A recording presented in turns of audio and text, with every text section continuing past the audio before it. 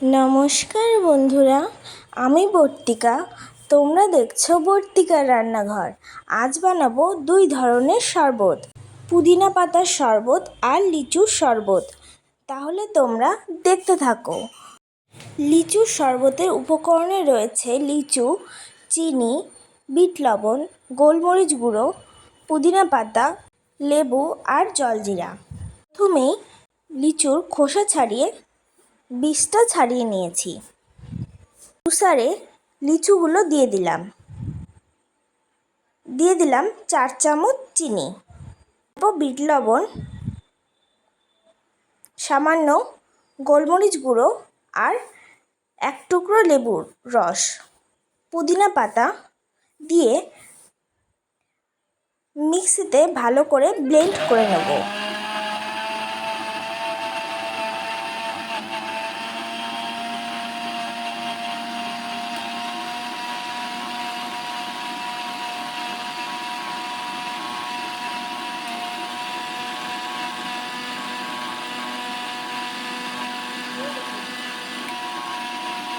এবার একটা ছাঁকনির সাহায্যে শরবতটাকে ভালো করে ছেঁকে নিতে হবে, তাহলেই রেডি হয়ে যাবে লিচুর শরবত।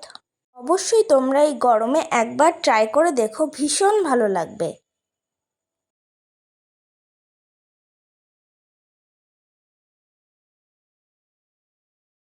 এবার তৈরি করব পুদিনা পাতার শরবত। পুদিনা পাতার শরবত তৈরি করার জন্য উপকরণে রয়েছে পুদিনা পাতা, একটা গোটা লেবু, মৌরি গুঁড়ো, বিট লবণ, গোলমরিচ গুঁড়ো আর চিনি। পুদিনা পাতাগুলো মিক্সিতে দিয়ে দিলাম লেবুর রস, 4 চামচ চিনি,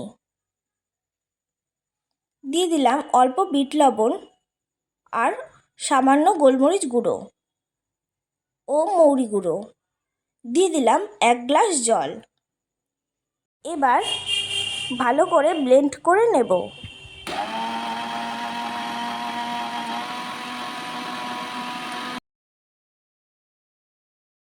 নামিয়ে নিয়ে ছাঁকনির সাহায্যে ছেঁকে পরিবেশন করুন পুদিনা পাতার শরবত। এই গরমে ভীষণ উপকারী একটি শরবত। অবশ্যই আপনারা বাড়িতে বানিয়ে একবার খাবেন, ভীষণ ভালো লাগবে।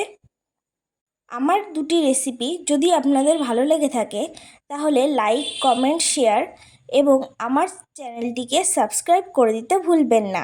আজকের মতো টাটা।